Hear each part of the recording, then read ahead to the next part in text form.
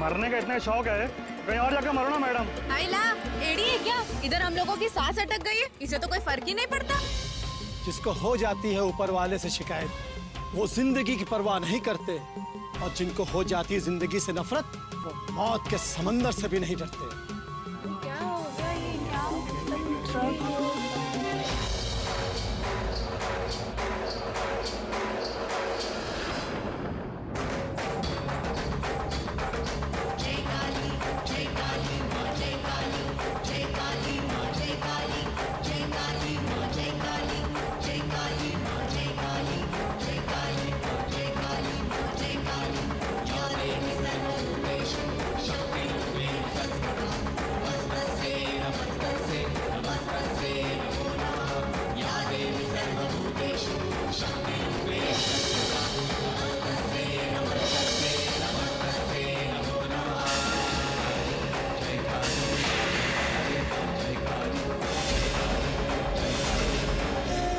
बहुत खुश है ना आप मुझे इस हाल में देखकर? मेरी बर्बादी ही तो आपका मकसद था ना। अपनों के बीच भी बेगाना बनाकर मुझे इसलिए रखा ताकि मेरी बेबसी, मेरी मजबूरी का तमाशा बना सके। तो देखिए तमाशा और हंसिए मुझ पर, क्योंकि जिस दिन के लिए आपने मुझे पैदा किया था वो दिन आ ही चुका है। मेरा बच्चा, मेरा प्यार, मेरा घर कुछ भी नहीं रहा, मेरे पास कुछ नहीं। क्यों किया आपने ऐसा? मैं पूछती हूँ क्यों?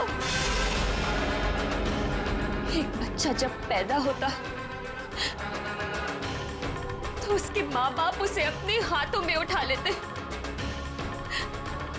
उसकी सूरत में अपनी सूरत ढूंढते हैं। लेकिन मेरे पिता ने तो मेरी सूरत देखने तक से इनकार कर दिया। इस बच्ची का इस दुनिया में आते ही मेरी किरण मुझसे छिन गई। मैं उस बच्चे की शक्ल नहीं देखना चाहता, क्योंकि मुझे इस दुनिया में लाने की कीमत आपने मेरी माँ की जान लेकर वसूल की। मेरे पिता इस सदमे को सह नहीं पाए, और एक बाप ने अपनी बेटी का नाम रखने से पहले उसे वो नाम दे डाला जो उसकी हस्ती तक में शामिल हो। मनहूस,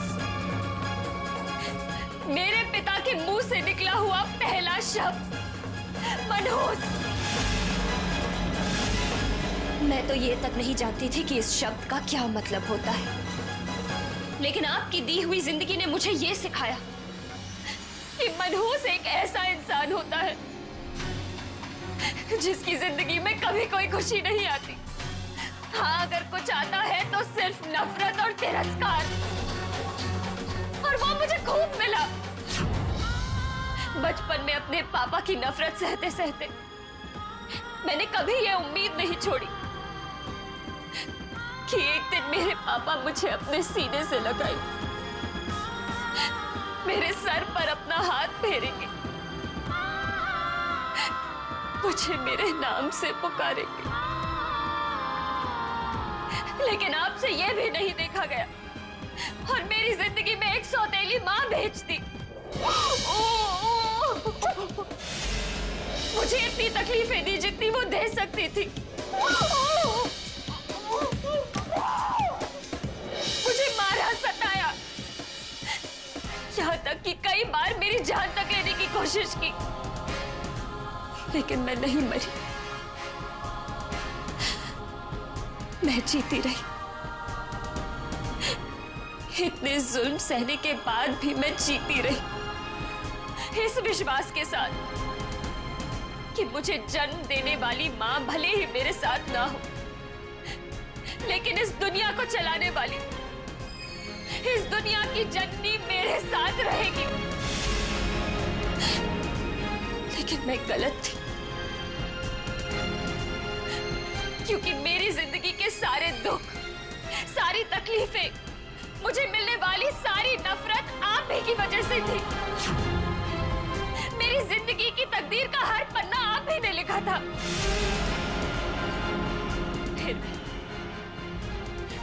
फिर भी मैंने आप पर से अपने विश्वास को हिलने नहीं दिया, ये सोचकर कि मेरी श्रद्धा और मेरी निष्ठा किसी ना किसी दिन आपको पिघला ही देगी। लेकिन मैं हार गई।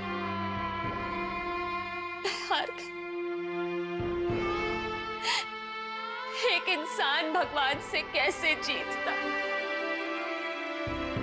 लोग अपनी उम्र को बीते हुए दिन, महीने और सालों से गिनते, लेकिन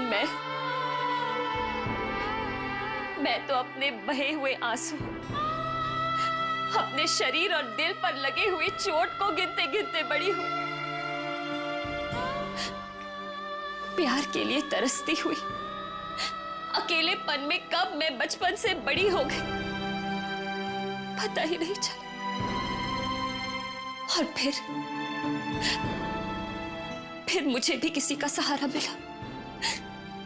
किसी ने मुझे अपनी बाहों में थाम कर धीरे से मुझे कहा कि अनु, बहुत तकलीफ सही है तुमने जिंदगी में, अब आओ और मेरे सीने से लग जाओ और मैं तुम्हें छुपा लूंगा इन सब तकलीफों से दूर, इन सब दर्द से दूर। वो चैतन्य थे मेरी जिंदगी की हर तपस्या का फल।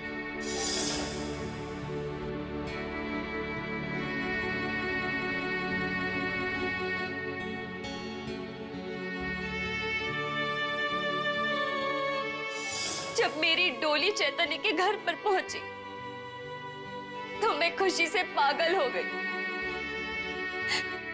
आपको बहुत याद किया मैंने, मन ही मन पागलों की तरह आपका शुक्रिया अदा करती रही। समझ में नहीं आ रहा था कि इतनी खुशियां मैं संभाल भी पाऊंगी कि नहीं। एक डर सा था मन में, और आपने मेरे उस डर को सही साबित कर दिया। आपने मुझसे चैतन्य को छीन लिया, मुझे विधवा बना दिया आपने, विधवा।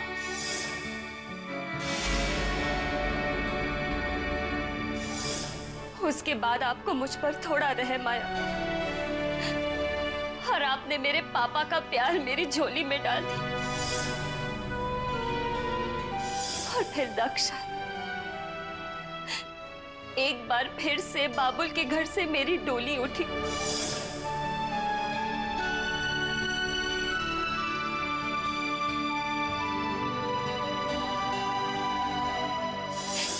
लेकिन दक्ष के घर जाकर मुझे पता चला कि वो सब मुझे छीनी हुई खुशियां लौटाने के लिए नहीं था, बल्कि मेरे रास्ते में कांटे चुभोने की साजिश थी। और जब सबके असली चेहरे मेरे सामने आए तो मुझे पता चला कि दक्ष की जान खतरे में है, और वो भी किसी बाहर वालों की वजह से नहीं, उनके अपनों की वजह से, जिन पर वो इतना विश्वास करते थे।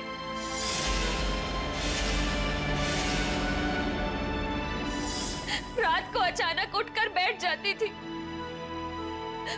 कि मेरे पति तो ठीक है ना, उन्हें कुछ हुआ तो नहीं।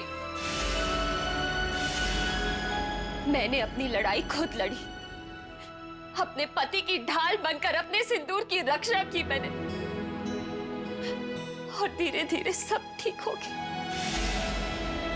तकदीर एक बार मुझ पर फिर से मेहरबान हुई जब मुझे ये पता चला कि मेरी कोख में दक्ष का अंश सांसें ले रहा है। अनुपमा जी मां बनने वाली हैं। मेरी जिंदगी भर की तकलीफों के बदले आपने मुझे जिंदगी भर की खुशियां दे दी थी, लेकिन नहीं, आपसे मेरी वो खुशी भी नहीं देखी। और इससे पहले कि मुझे मां कहने वाला इस दुनिया में जन्म लेता, आपने उसे भी मुझसे छीन लिया। इस एक्सीडेंट में आपका बच्चा नहीं रहा, ये कभी माँ नहीं बन पाएंगी। एक माँ होकर माँ बनने का हक तक छीन लिया आपने। बांझ बना दिया मुझे, बांझ। एक माँ होकर माँ बनने का हक तक छीन लिया आपने। बांझ बना दिया मुझे, बांझ।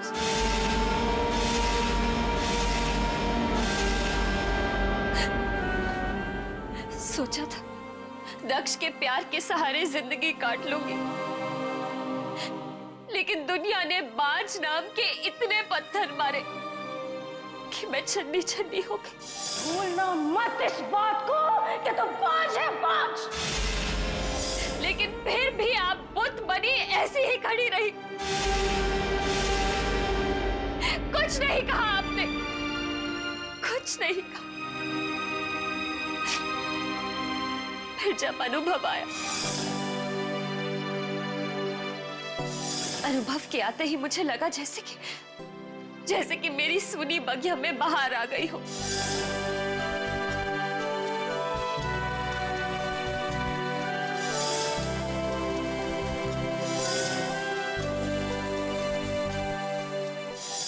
लेकिन आपसे मेरी वो खुशी भी नहीं देखी गई।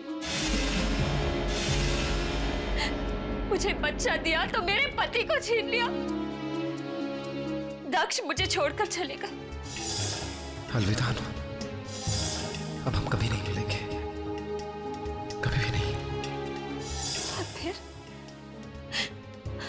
और फिर आपने रूपाली को भेज दिया, कृष्ण की देवकी को भेज दिया,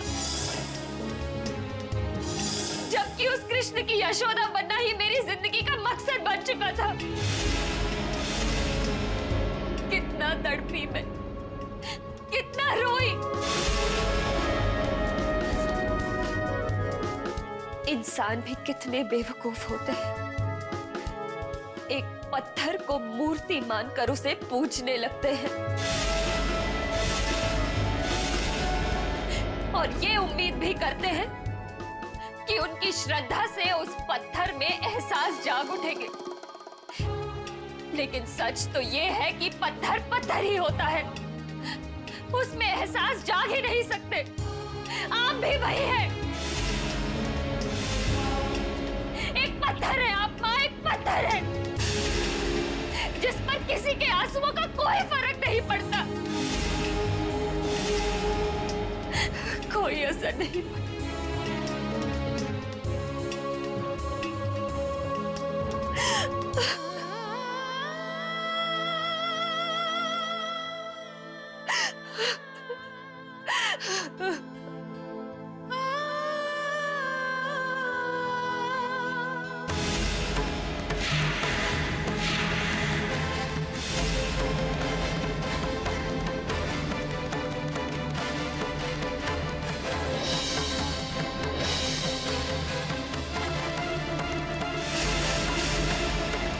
बस अब और नहीं, बहुत देख लिया तमाशा मेरी बर्बादी का।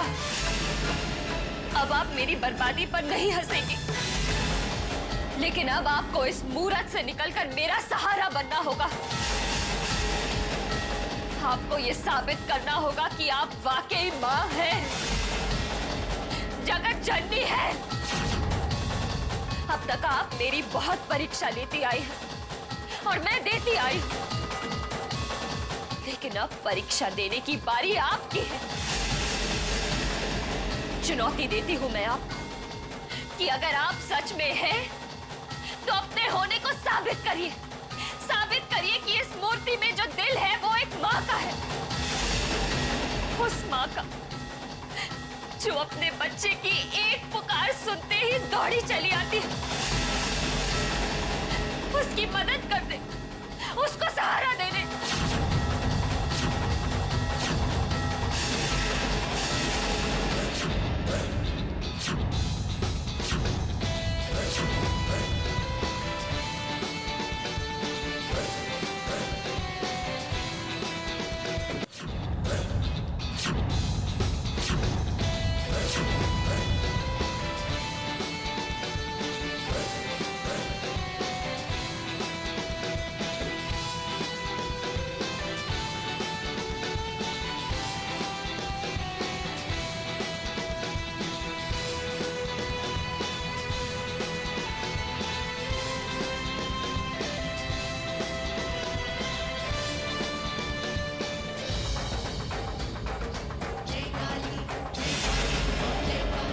आज या तो आपको मुझे अपने पास बुलाकर मुझे मुक्ति दिलानी होगी या फिर खुद यहाँ आकर मुझे न्याय देना होगा।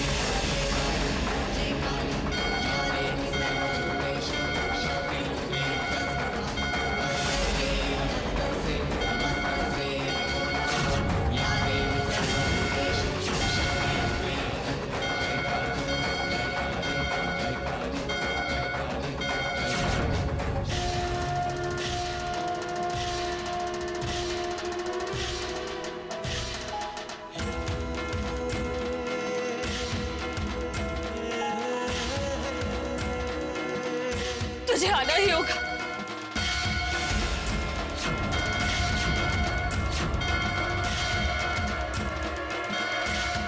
तुझे आना होगा।